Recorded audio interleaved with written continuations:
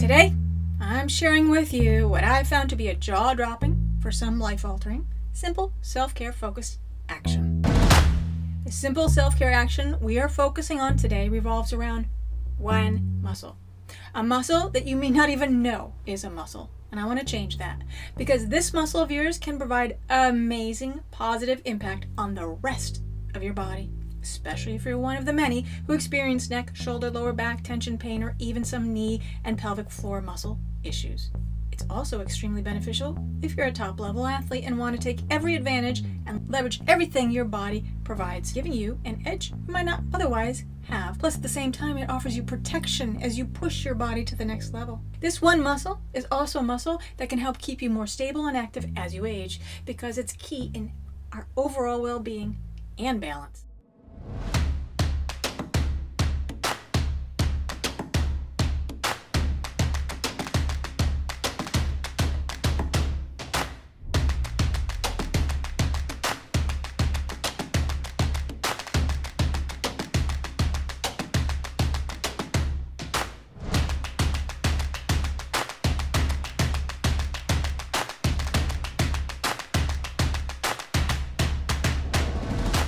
Today is another amazing body part that is simple to incorporate. Taking the focused action of using this muscle will reward you with exponential payoff. And it fits into your simple self-care focused actions that you're currently using. 0 additional time. You are only a few weeks in, but you can already get a feel for and excited about how much the body's first core concept is already coming into play. The first core concept that I mentioned in It's Your Year for Self-Care. That our body is made up of systems. These systems are interconnected and interdependent on each other. Right now, as you are positively impacting your body's biggest influencer, your HPA axis mechanism, you are at the same time positively impacting multiple other systems in your body. Advancing the breathing technique or techniques you've chosen to focus on is how we will layer using this muscle without any additional time. The technique begins to incorporate your muscle skeletal system. Initially, this was one of those jaw-dropping, life-altering, simple self-care focused actions that I had a difficult time grasping because of its simplicity. But I can tell you, it definitely improved my life and the lives of the majority of the people I've worked with. I found it to be so effective, I incorporated into every single exercise routine I've ever developed since uncovering its immense value, which is why we will begin using it now. It's an amazing way to efficiently and effectively transition you into focusing on the 3 muscle groups section that's coming up soon. I learned about the importance of this muscle not in my college anatomy, physiology, biomechanics, or kinesiology studies, but in the late 80s when I took 2 years to research and develop the prenatal exercise system. I wanted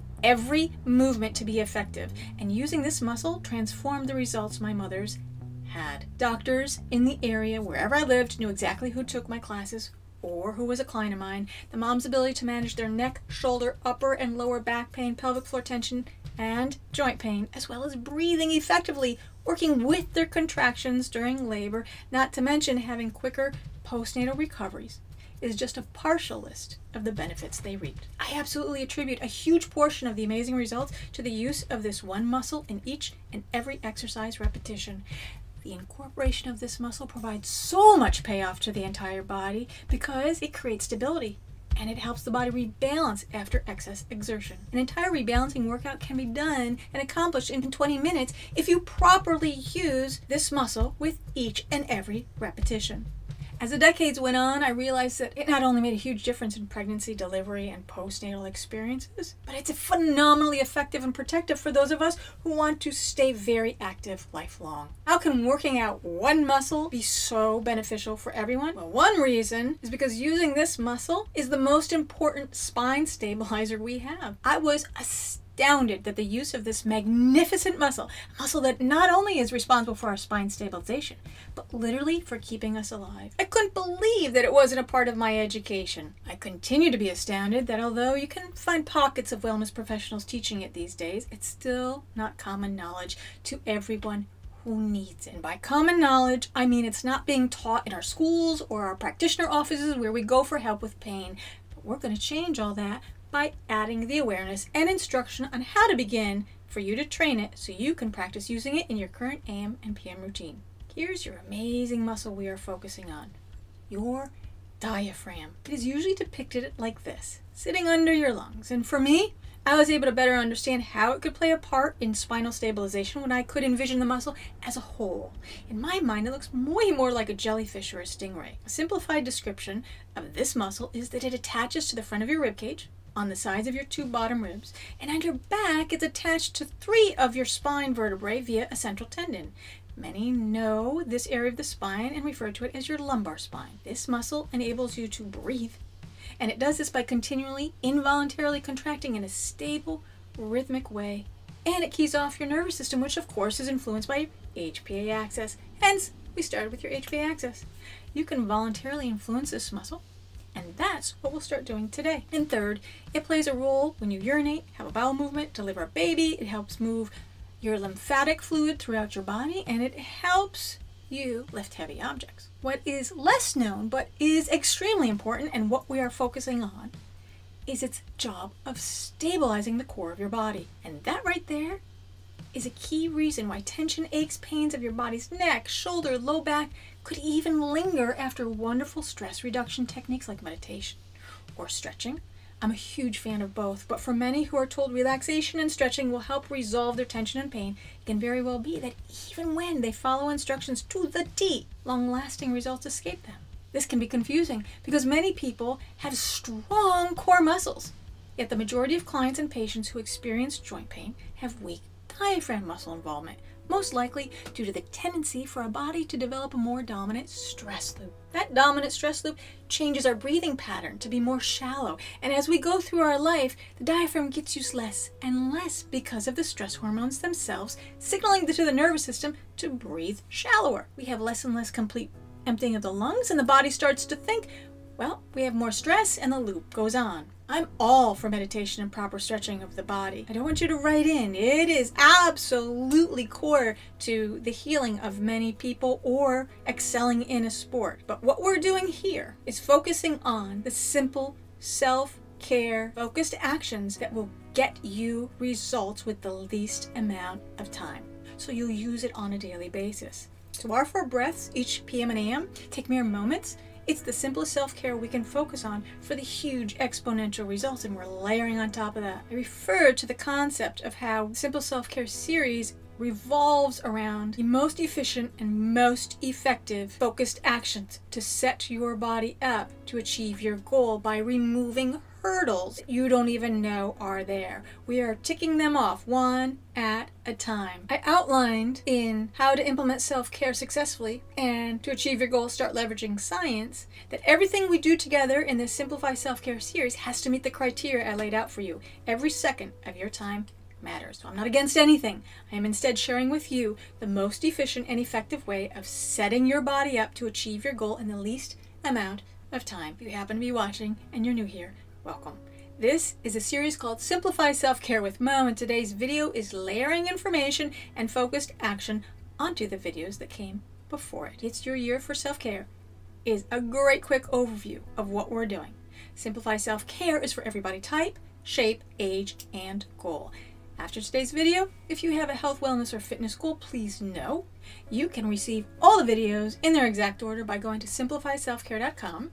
Subscribe, and each week, every instructional video transcript with resources, references as well, and tips, and free tools like Simplify Self-Care PM Calm Sleep App will arrive in your inbox in the order intended. I'm glad you're here. I hope you subscribe and stick around. Returnees, I hope you're genuinely proud of yourself. You are doing it. You began a few short weeks ago layering on 8 simple self-care techniques so far, and now advancing one of your techniques to reap even more benefit, and at the same time prepare yourself to transition soon to the next of your biggest influencers, your 3 muscle groups. How exciting. You're making it year for self-care, and this is awesome. My weekly thank you to a few of the diehards who continue to click the like button. I ventured onto YouTube 4 months ago with the intention of helping everyone who has been frustrated or looking for step-by-step guidance of simple self-care that gets results. And because of your likes, YouTube has continued to trickle a few of the videos out there, which have been enough to earn us, as of this week, 4,000 total view hours. 4,000 view hours plus your likes now completes 2 of the benchmarks, from what I understand, that it takes for YouTube to suggest Simplify Self-Care videos more often to those searching. So thank you for helping me help those who are looking. Slowly, some are finding the information, subscribing to the email list, and it's because of you taking the time to click like that YouTube pays a little bit more attention. So I'll keep you posted on our next benchmark, which I have been told is 1,000 YouTube channel subscribers. I've also been warned it takes eons, but 1,000 subscribers is when YouTube will more regularly be willing to place Simplify Self-Care with Mo videos in front of a larger audience. An audience that may include some who are suffering from the neck, shoulder, upper, lower back tension pain, pelvic floor and knee issues that we're covering today. Because according to the CDC, worldwide back pain is the single leading cause of disability, and 1 in 3 people state that back pain and joint pain impact their everyday life. Back pain, just one thing strengthening your diaphragm will help, but it's probably the biggest group of people that can be helped just by knowing how to strengthen this one muscle. Because the diaphragm can be the biggest culprit for this single leading cause of pain that can disable people, we're focusing on it. Study shows that the root cause for those with repeated chronic neck, shoulder, lower back pain, even knee, and pelvic floor issues is most often a weakness in the respiratory muscle, the diaphragm. Studies including the effects of deep abdominal muscle strengthening exercises on respiratory function and lumbar stability find that core stabilization starts with the proper function and activation of the diaphragm. The diaphragm is a component of core stability, plays a role in respiration and trunk stability by controlling intra-abdominal pressure and reducing the stress on the spine through cooperative action with the abdomen and the pelvic floor muscles. To set up how we will use your diaphragm, I've created a picture of how we typically use it and how we want to use it. Typically, we do what's pictured on the left. When we are asked to exhale deeply, letting all our air out, we have the tendency to move our upper body slightly forward, contracting the muscles of our rib cage and most of our upper and middle stomach muscles. That's how we typically push the air out. The sound of our air coming out is more of a blowing. I've placed arrows showing you that this way of exhaling creates a downward pressure inside your abdomen, and your pelvic floor muscles are pressed downward instead of the desired upward movement. Optimally, we would like to exhale completely as it's depicted on the right, remaining in good posture, whether we're standing, sitting, or lying down. We want to use the lower third of our abdomen to expel the air out through our open mouth.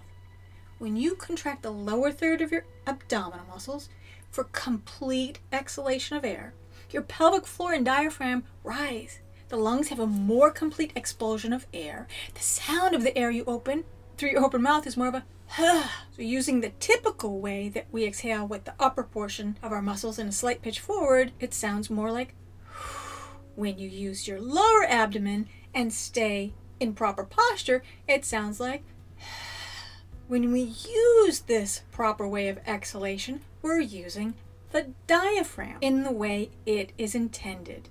The huffing strengthens your respiratory muscle, the diaphragm, and others, but we're focused on this one amazing muscle. This strengthened diaphragm provides spinal support. Simultaneously, it's working to also strengthen your pelvic floor muscles. So let's take a moment to find your lower third of your abdomen. The technique I've found the most useful in helping clients find the lower third of their abdomen is to imagine you're trying to blow up a balloon.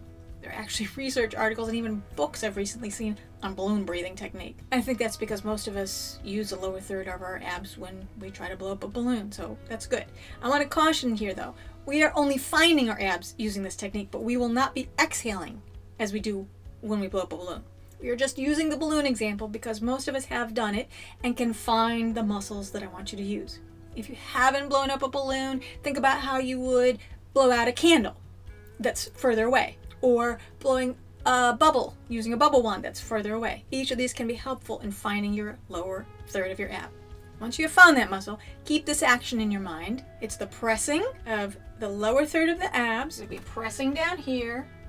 Air would then push up against your diaphragm, and that's going to expel through your open mouth the air out. Your mouth should be slightly opened, relaxed jaw, and as you press that lower third of your abs, you'll hear your breath come out in a again, instead of your air coming from your throat, it's passively being pressed out by your lower stomach muscles, slowly and completely pushing the air out until your lower third muscle can't contract any more. When you do this, your diaphragm muscle is going to, again, press up against your lungs for a more complete emptying. Your pelvic floor, as the diaphragm goes up, the pelvic floor muscles are going to go up. They will rise in sync with your diaphragm. Your pelvic floor and diaphragm muscles work together. The reason they work together is because your body needs to keep the internal abdominal pressure stable. Your diaphragm and pelvic floor work together to keep this pressure in here stable, which is why many who experience pelvic floor issues experience improvement with the consistent daily training of their diaphragm. It's also why, if you're not using this proper breathing when you're exercising, that you can be making your pelvic floor and spine stability weaker. You may have very strong core muscles that you've built up through training, but that does not translate directly into spinal stability that protects your neck, shoulders, back, or knees. And I just say that because I don't want you to turn off going, oh, my core muscles are good. You really need to make sure that you're training your diaphragm muscle. Moving on to the inhalation part of it, because it's just as important and not used often. The technique that we want you to use as you release your lower third abs, envision the air fills your lower belly region first. Air you are inhaling through your nose will fill up the area between your belly button and the lower back.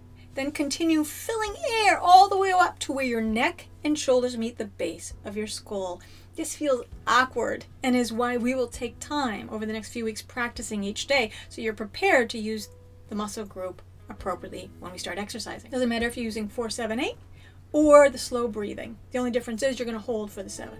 Both breathing techniques, inhale then exhale, exactly the same, and each exhale should be done as you did in the beginning of your sequence by pressing the lower third of your abs for a slow, complete exhalation. I just want to point out that you have multiple good things happening when you use this technique. One of which is when you expel more of the air appropriately out of the lungs, more CO2 moves out, and that signals the brain and the HP axis, all's good. Because excess CO2 that hangs around from incomplete emptying can call on your stress loop. And the negative ramifications include anxiety, shallower and shallower breathing, which signals stress to the brain, lowers pain intolerance, signaling again more stress to the brain, mood negatively impacted, disturbed sleep, and so on. Specifically for those who suffer from back pain, spinal instability from a weak diaphragm muscle can cause your other muscles to overwork in an attempt to prevent excess movement from occurring from the spine, so more muscle strains and spasms and disc bulging happens. Pelvic floor issues can be helped by strengthening the diaphragm muscle because the proper way of exhaling allows the pelvic floor to lift with the diaphragm.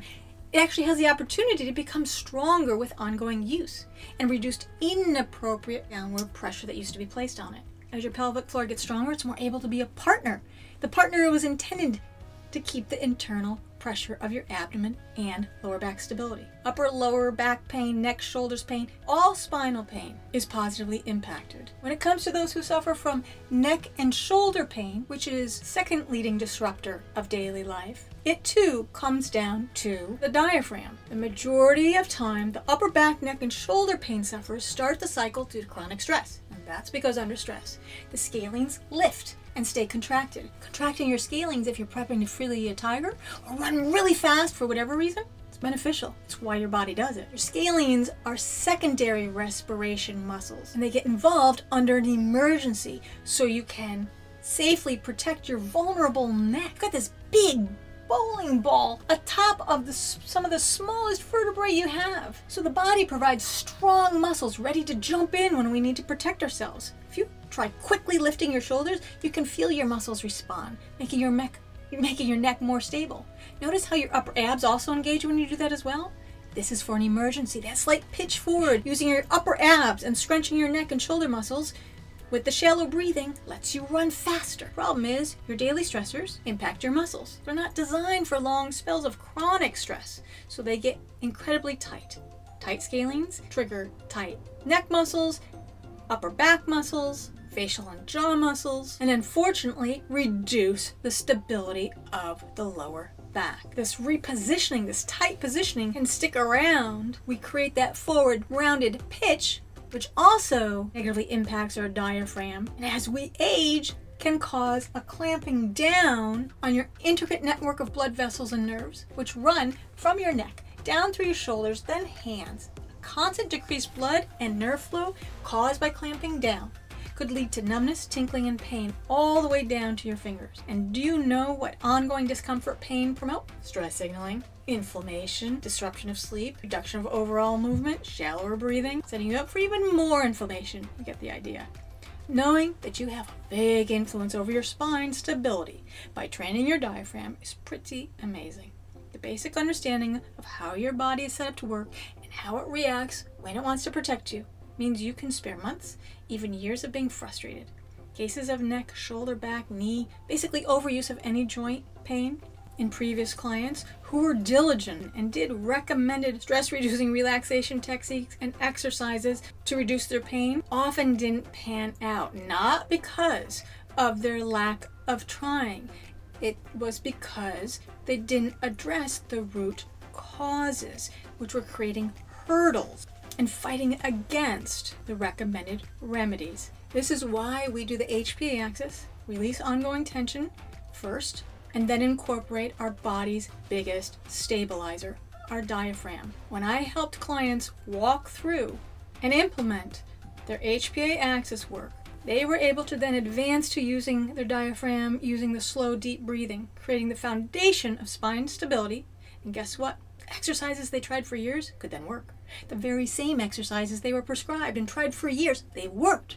They worked because those multiple hurdles that kept them from working were removed. That's so cool. Your body is truly amazing, and your inherent tools, your tongue, along with your slow, progressive, or 4-7-8 breathing, positively impact your body.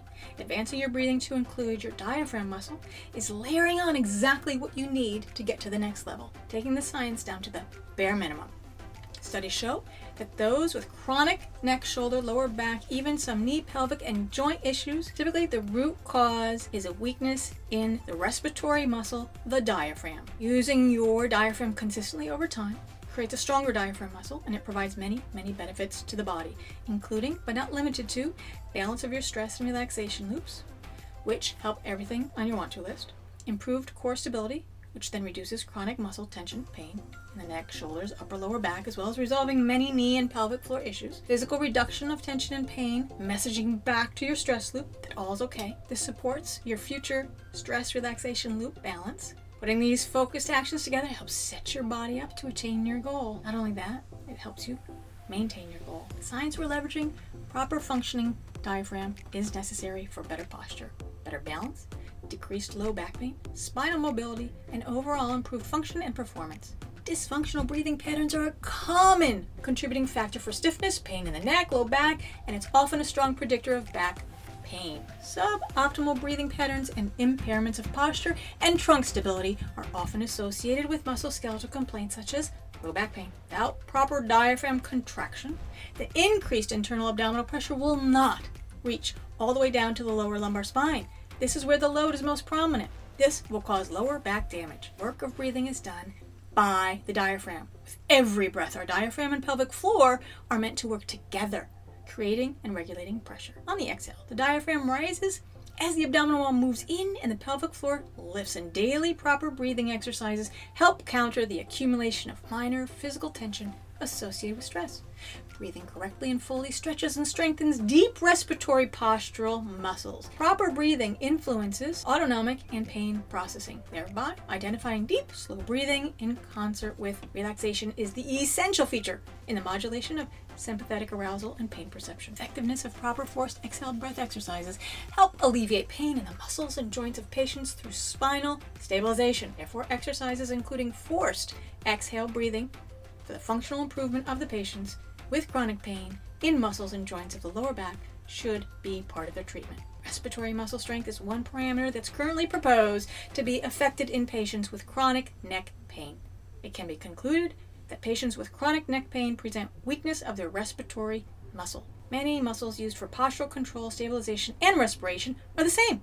For example, diaphragm, transverse abdominis, and muscles comprising the pelvic floor. Patients with chronic neck pain present weakness of their respiratory muscles. And while the primary function of the diaphragm is respiration, it also plays a role in spinal stability. Maintaining optimal posture, stability, and respiration is important and even more challenging during exercise, which is why We are doing this before layering on our 3 muscles. And the primary respiratory muscles are strong, aka the diaphragm. There's less stress on the secondary respiratory muscles, such as the scalenes, helping to reduce neck and shoulder pain. It's proved that the postural stability of the trunk can be improved by strengthening the diaphragm muscle, and suggests that pain intensity may be decreased by diaphragm training. While the primary function of the diaphragm is respiration, it's also a big role in spinal stability. Bottom line, strengthening your diaphragm muscle using the inhalation and exhalation technique consistently each day stabilizes your spine. Your stabilized spine positively impacts every other system in your body. This week's focused action: use your lower third of your abdominal muscles from belly button down to assist pressing all the air out in a lovely, long, complete exhale. When you inhale, envision expanding all your muscles from the base of your back all the way up to where your neck and shoulders meet. 4 reps max, which be your AM and your PM guided breathing.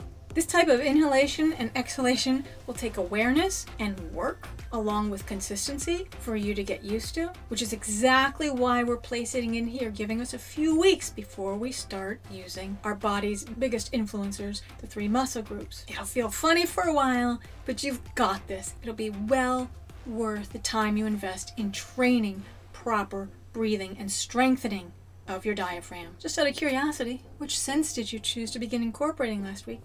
I'd love to know. See you next time. If only you could see. Don't you know that you're beautiful? Just the